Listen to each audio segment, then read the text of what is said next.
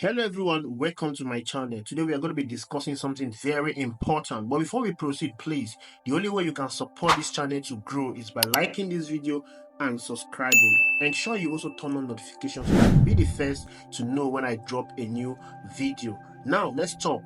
Why are big companies leaving Nigeria?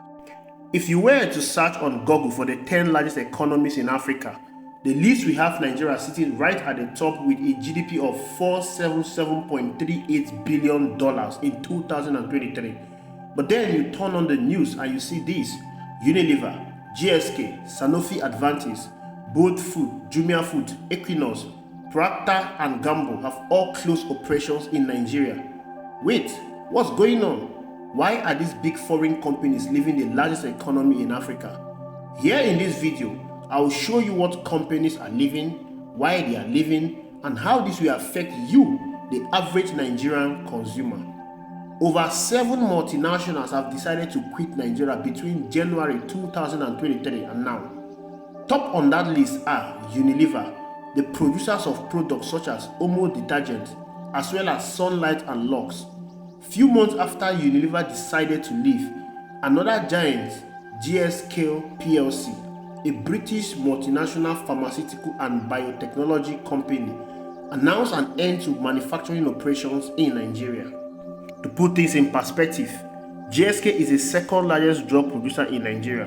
When you hear of prescription medicine like Augmentin or drugs like Ampiclos, even common ones like paracetamol, they are all products of this giant company. Well, not to be left alone, Sanofi Advantis, this French pharmaceutical company, also decided to quit Nigeria, appointing a third-party distributor for its commercial portfolio of medicine instead. These departures were then followed by those of Bold Food, Jumia Food, and even the US consumer goods powerhouse known as Procter and Gamble. Yea, the makers of your beloved baby Pampers, J-Lite, Aria, Always, and even Oral-B. But you know where it hurts the most? They've been running their 2 manufacturing plants in Ibadan, Oyo State, and Abara, Ogun State for the past 30 years. So what happened that a company executive will wake up one morning and describe Nigeria, in quote, problematic for the corporation? Where is it not? It is the same problem that led Equinox, Nigerian energy company, a Norwegian energy corporation which holds a 53.85% ownership in oil mining lease OML 128, including a 20.21% stake in the Albany field operated by Chevron, to just quit the country as well. Yea, Equinox ended its 30-year presence in the Nigerian energy market when it decides to sell off its business interest to a Nigerian-owned firm, Chapel Energy. But these are just few in the long list of companies who have quit the country in the no-distant past. We have Mayor Biscuit Company Limited, Mabisco, an indigenous biscuit company in Ogun State, Nigeria. The world's Louis Carter, established in 1989 in Nnewi, Anambra State. They produce plastic gallons, lasting and other plastic products in the good old days.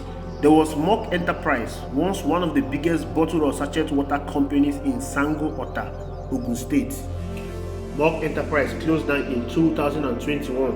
And then we had Tower Aluminium, which was set up in Nigeria in 1959 and serves several homes in the country with aluminium products including pots, plates, spoons, and even roofing sheets, until it closed down in 2020.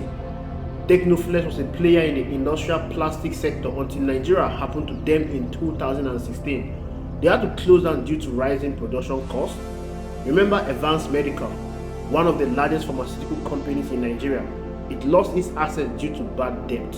Reports have shown that about 26 oil companies have sold their stake to domestic investors and pulled out of Nigeria.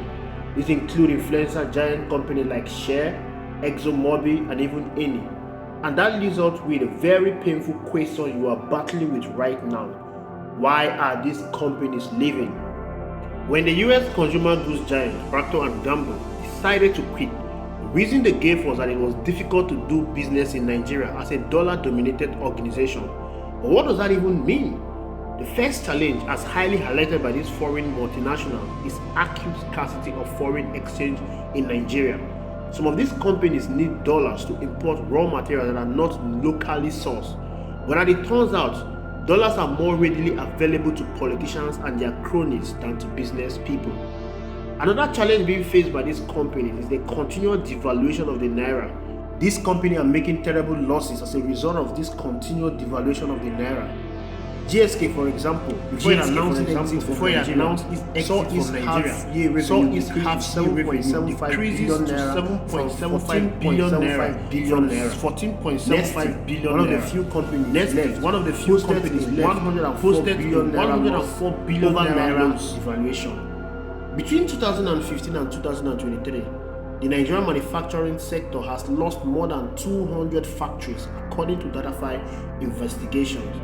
The president of the Manufacturing Association of Nigeria attributed the problem to the power crisis in the country.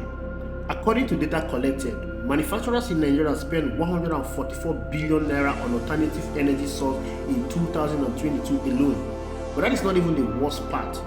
In 2014, Procter & Gamble set up a 300 million diaper plant at Abara, Ogun State. 4 years later, however, in 2018, the company stopped all forms of production at the plant. Now, while the official statement by the company for the closure is that it wants to do some restructuring of its operation in order to be more efficient, findings have shown that the company was in fact a victim of the Nigerian system. They were hard hit by high import duties, constant demand of bribe by custom officials, and multiplicity of taxes at Abara at the time when the plant was still in operation. There was also a company called Ken Francis Farm, formed in 2017 to produce and process agricultural products for export. But that too didn't survive the Nigerian system, as they were chased out by high production costs and lack of access to forex, something fondly called dollar crunch. So these companies are not only battling with naira devaluation, there is the inability to access raw materials, there is a high cost of energy, foreign exchange crisis, policy flip-flop as the policymakers continue to do trial and error. How about the poor road network, delay of raw materials and finished goods at the seaport? A report revealed that products meant for export sometimes stay at Apapa and Tinkan ports for weeks, with raw materials constantly being delayed due to lack of scanners for container inspections at the port. Come on, man, this is supposed to be one of the largest economies in Africa, not a startup company. What does this mean for the average consumer? How does this affect you and I? A crucial pharmaceutical company like GSK leaving Nigeria is a huge blow to the already stretched healthcare sector. A direct implication is disruption in disease management, treatment assets, and immunization efforts. Without drugs such as amoxicillin, Sevarex, and Bexaret, patients face increased risks of cervical cancer and even worse.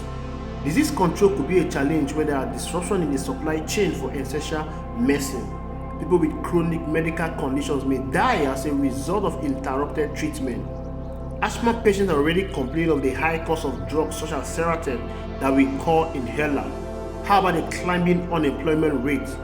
The exit of P&G alone will result in the loss of over 5,000 jobs. According to the latest half-year survey from the Manufacturing Association of Nigeria, the number of jobs lost in the manufacturing sector rose to the highest in 3 years for the first half of 2023.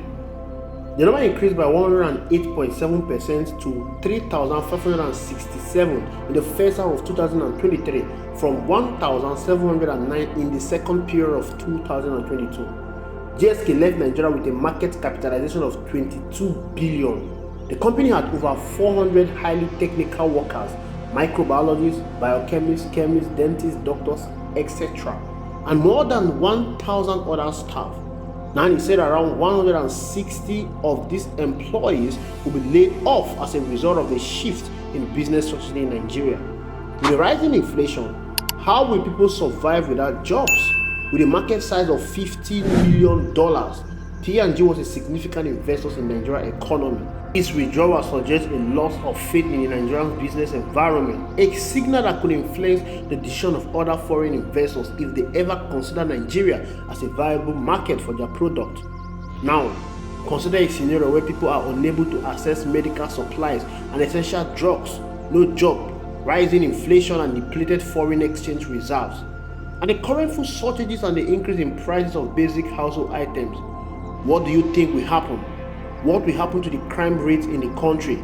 They say advising the government is like pouring water into a basket. It passes through, but it never stays. However, the Nigerian government needs to listen to its people and fix up before it becomes too late. Thank you for watching. Please ensure you like, subscribe, and drop your comment reaction in the comment box. I will see you in the next video.